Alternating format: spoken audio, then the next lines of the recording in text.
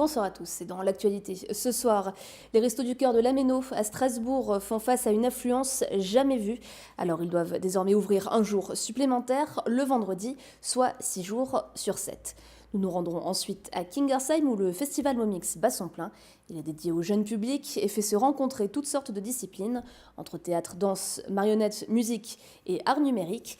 Et puis fin de l'aventure européenne pour la SIG, pourtant victorieuse hier soir contre Ostende en Belgique, elle n'a pas su se hisser à la tête de son groupe. 11 000 personnes font appel au Restos du Cœur dans l'ensemble du Bas-Rhin, un chiffre qui ne semble malheureusement pas près de baisser. À l'Améno à Strasbourg, ce sont même 250 familles qui viennent chaque jour. Les profils sont variés, femmes, enfants, retraités, étudiants, parmi eux 38% de mineurs, si bien que le centre a décidé de rajouter un jour de distribution par semaine. Fanny Kunz.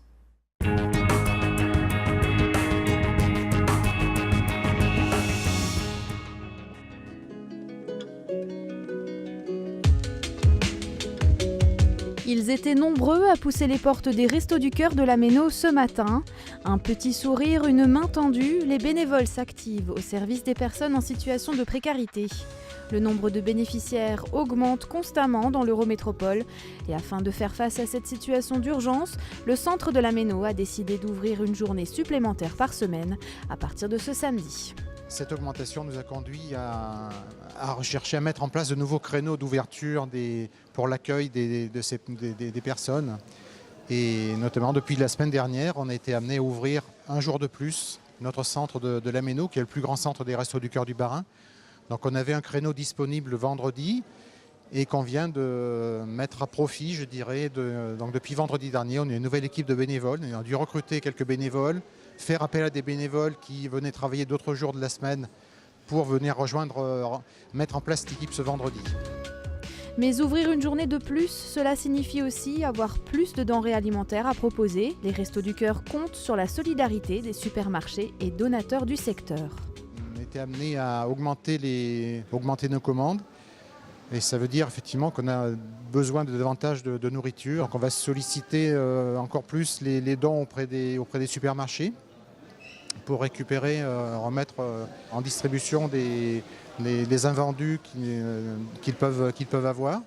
Et ça veut dire que nous aussi, il faut qu'on adapte nos approvisionnements pour prendre en compte cette augmentation de personnes à aider.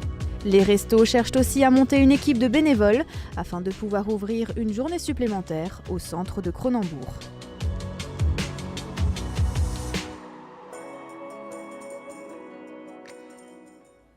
En sport, à présent, l'aventure européenne est finie pour la SIG. Les basketteurs strasbourgeois jouaient hier soir à Ostende en Belgique, leur dernier match de la phase de groupe. Pour se qualifier, les Alsaciens devaient s'imposer, mais aussi compter sur la défaite des Lituaniens de Klaipėda. Les hommes de Vincent Collet ont rempli leur part du contrat, d'abord en arrachant la prolongation grâce à un panier que vous allez voir dans quelques instants de Quentin Serron, puis en s'imposant finalement 100 à 94. Un succès pour l'honneur, car dans le même temps, la victoire de Klaipėda qualifiait les Lituaniens et éliminait donc Strasbourg. La SIG paye cher ses défaites du mois de janvier et va donc se concentrer sur le championnat dès samedi à Limoges. Le spectacle vivant n'est pas réservé qu'aux adultes. La preuve, les jeunes ont un festival qui leur est spécialement dédié. Il s'agit du festival Momix et au programme de sa 28e édition, cirque, théâtre, musique ou encore danse. Marine Zis a assisté ce matin au spectacle à petits pas dans les bois.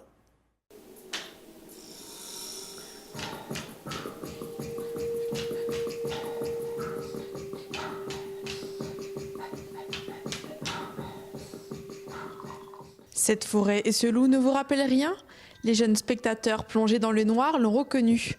Il s'agit du célèbre conte du petit chaperon rouge, revisité ici dans un spectacle sans parole.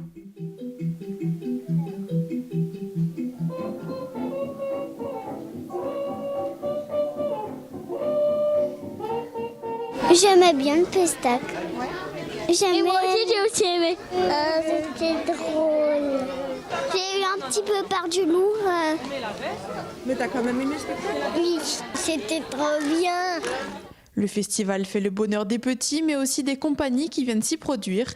Avec plus de 40 spectacles et près de 20 000 spectateurs, Momix est devenu une référence dans la région et sur l'ensemble du territoire français. C'est un festival qui est reconnu, donc voilà.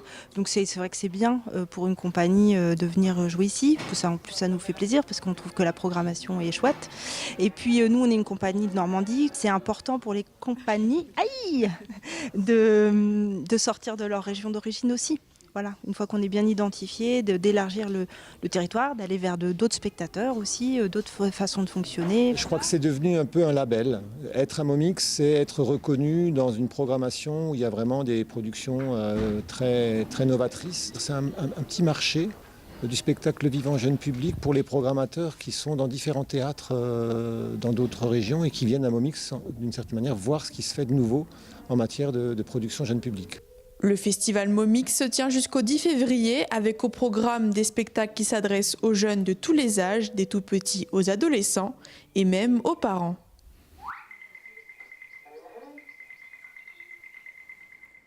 Quand des lycéens et des étudiants se glissent dans la peau de chefs d'État, une simulation de débat de l'ONU était organisée aujourd'hui à Strasbourg entre lycéens de la région et étudiants de Sciences Po Strasbourg. Objectif, apprendre la diplomatie, l'expression orale, l'anglais et le travail de groupe. Un reportage d'Adeline Piron.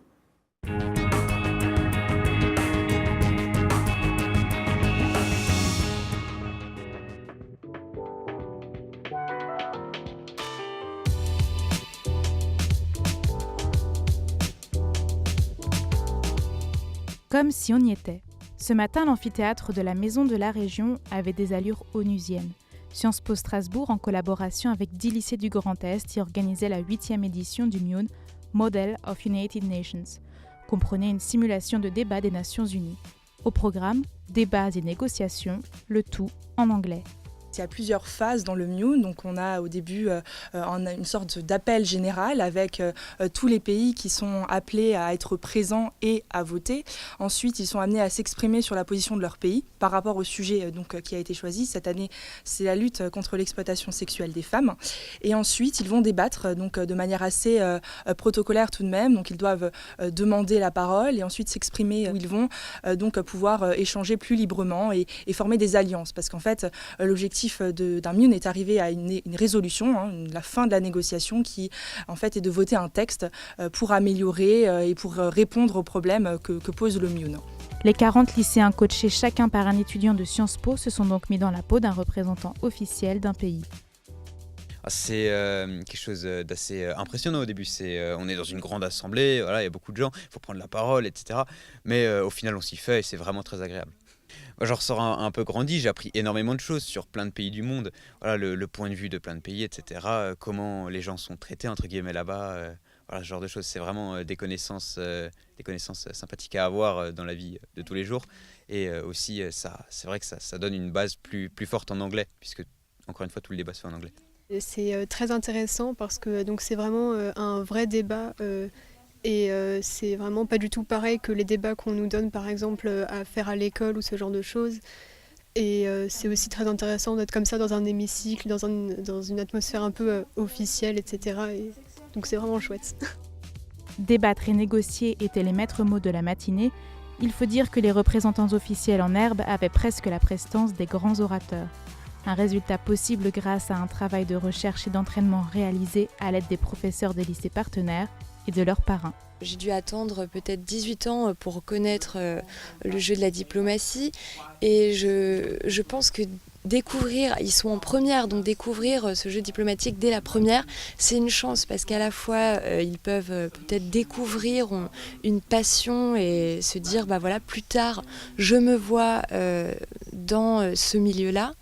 Et donc cette simulation diplomatique elle est très importante et c'est une chance en effet pour ces jeunes d'être là ce matin. Cette rencontre entre lycéens et étudiants a lieu dans le cadre d'un programme d'égalité des chances, PAY, et devrait permettre d'ouvrir une première porte aux lycéens boursiers dans la réussite au concours d'entrée de Sciences Po.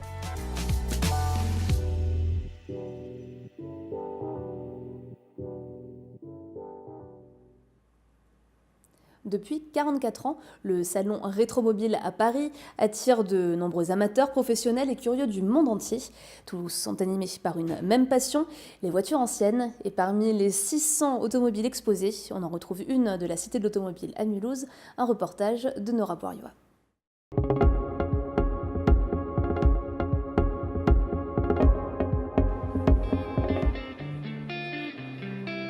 Ici, on ne voit qu'elle, l'emblématique Bugatti Type 55 Grand Sport de 1932, trône sur le stand commun de la Cité de l'Automobile et de Bugatti, de ce salon Rétromobile.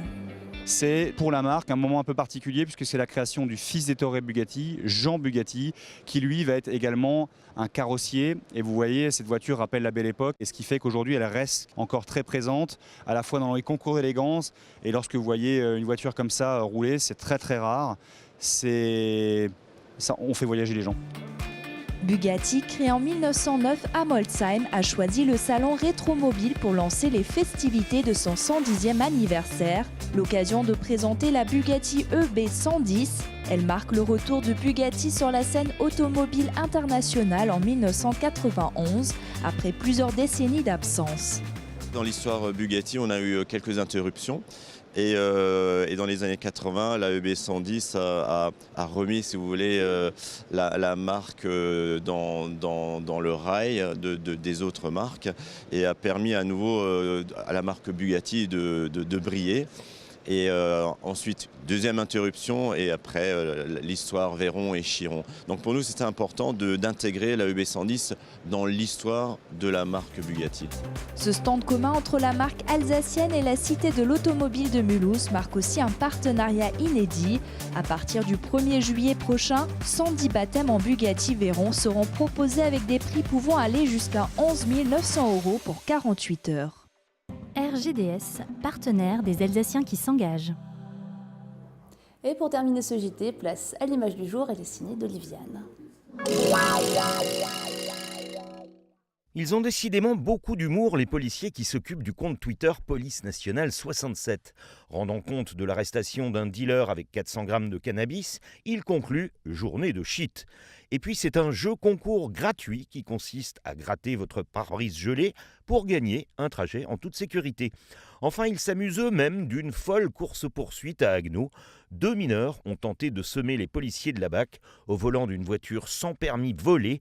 Course folle à au moins 50 km/h, ricanent les policiers.